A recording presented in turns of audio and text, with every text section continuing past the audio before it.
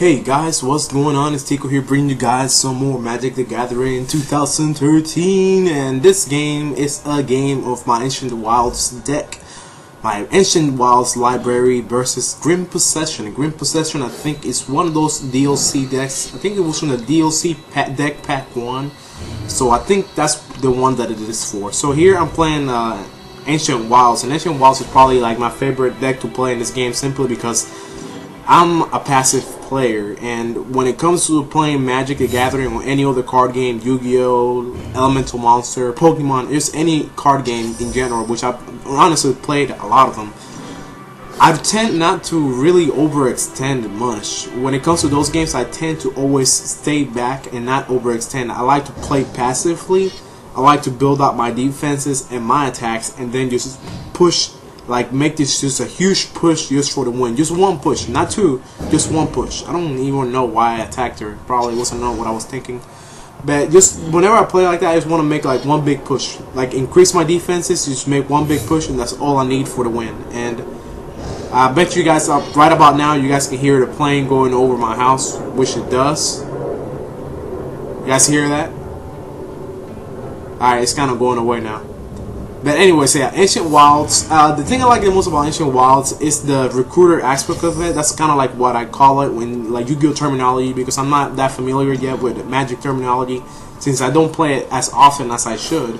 But I call it like recruiter because anytime you place a card, you get another one in return, or you get an effect in return. So, for example, you know, you play an elf and you get to draw a card. You play another elf and you get to bring out a land. You play another elf, and when it gets destroyed, you kill the card that killed it. And, you know, that kind of aspect of that deck kind of like works out for me. I don't like cards that got effects that require you to do something else before you do it, like required certain payments.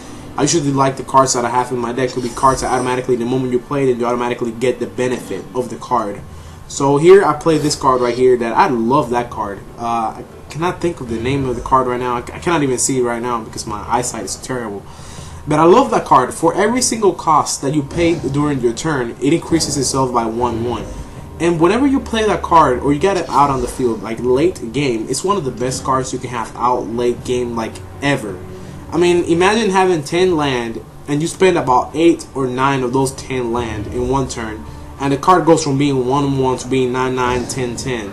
And it's a card that only costs like 3 mana, so I mean, it's definitely worth it. I mean, I think the game only allows you to have 2 of them in your deck, and I really wish the game kind of gave you the option to be able to have 4 of every card you want in your deck. That would be kind of awesome, but you know, it would be kind of broken, and we wouldn't want the game to be broken. But yeah, that is one of the definitely best cards I love in the game. The card that I have in my hand right now, that Thurok or Therms, I don't even know what it's called, Spock something. That card is the one that whenever you bring it out, you gain 5 life, and when it leaves the field, you get a 3/3 token. So that's actually kind of cool. That you get life back, and I mean, it's like a 1 for 2. You get life. No, it's like a 1 for 3, because even if the card dies, you still get 2 things for it, you know. And you still were able to bring out a card and make the opponent waste a card killing it. So you get like a 1 for 3. One of yours for 3 of your opponents. You know, you would just say it like that because you gain 5 life, and 5 life is a big thing. I mean, it's out of 20 life that you start with, 5 life to me is a big thing. And then you get a 3/3 token to still keep up your defenses. That's actually pretty awesome. And here we can see my card goes up to 6/6, and yeah, that's awesome. The opponent decides not to block it, of course, because he doesn't have anything powerful enough to block it, and doesn't want to have to sacrifice a bunch of creatures to block it. I think this person I'm playing right now is Zelda787. I can clearly see their name. I think I played against that person for about an hour and a half straight, and that person's actually pretty good. And I think we were tied. Like, this was just one of those matches. I think we were tied pretty much on all of them. We weren't like, I won half and he won half the whole hour and a half we were playing. So, I mean, this is one of those games against that person, and they played really well. I think after this game, the game that I did not record, after this game, there was a game where he played it with his own Ancient Wilds deck, but I switched it out to the Dream Puppets deck.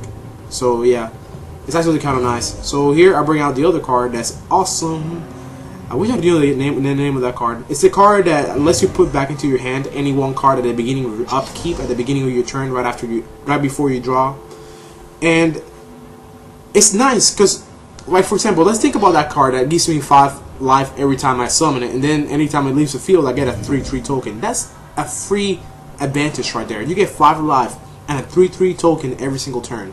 Or you can do the bringing back your elves to your hand and keep playing them on the field. That way you can keep drawing extra cards per turn and keep bringing out more mana faster. So that's amazingly awesome. And I mean, it also works with the other card against 1/1 per each of the cards that I play. Because I mean, if I keep putting back my strongest, best cards into my hand and then I play them again to gain their effects and use up the mana, then I'm getting like a huge advantage right there. Now the natural order card in my hand is probably one of the best cards in the game. I was actually deciding whenever I did this whether I wanted to play the other card, the Overrun, I think is what it's called, or Overdrive something. And you play that card and all your creatures gain a 3/3 and they gain trample, so that's pretty much like a killer card right there. Or do I want to play natural order and bring out my Gaia? Gaia is actually one of those cards that cannot be countered, and I'm pretty sure it cannot be countered and can only be targeted by effects of cards that are also green. And it has trample, and I think it does have trample, and it also has haste. So, you know, you play natural order, bring that out, and the duel's pretty much in the bag.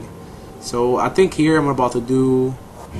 No, okay, yeah, Gaia does not have trample. It does have the haste, though. It does have the haste, okay, yeah. So the trample, I think the one that has a trample is the Veljavine or something like that. It's a 4/3 with haste and trample, I think. No, it doesn't have trample either, but it does return from the graveyard to your field when you play 2 creature spells in a turn. That's actually awesome as well for that card. Man, I really need to get more in touch with my Magic side. You know, like I played this game and I can remember maybe like 2-3 names out of each card in each deck that I play. And I got about maybe 7 or 8 of these decks in this game complete, like where I have every card unlocked. So, you know, I really need to get more in touch with my Magic side and actually try to remember the names of the cards I played with the most. But I think this game is actually almost over because I already got the Taunting Elf in my hand. And I think at this point, I'm not sure what I will do. More than likely I will play the Taunting Elf, but I didn't really remember this game, or I will play the Overrun. Yeah, so all my creatures get a 2/2 or 3/3. They get 3/3 and they get trample. And the opponent's only down to 6 life, so there's, even if they could block all of it, there's no way they could survive it. So yeah, this game is pretty much over. Zelda 787 loses, and Underlordtico wins this round. And I don't know exactly. I guess he just kind of stood there waiting, trying to think if there was anything he could do. Usually when I see the opponent doing all that, I usually just press triangle, let the opponent just kill me. I don't even try to block because it's gonna delay the win, and I just want to get on to the next game and try to get my revenge. But anyways, guys, thank you all for watching, and hopefully you have enjoyed this commentary. Hopefully you're not annoyed by the fact I don't know my terminology or the names of the cards. I kind of just play and know what the cards do, but that's about it. So thank you all for watching. Tico is out, and I will catch you guys on the next video. Adios.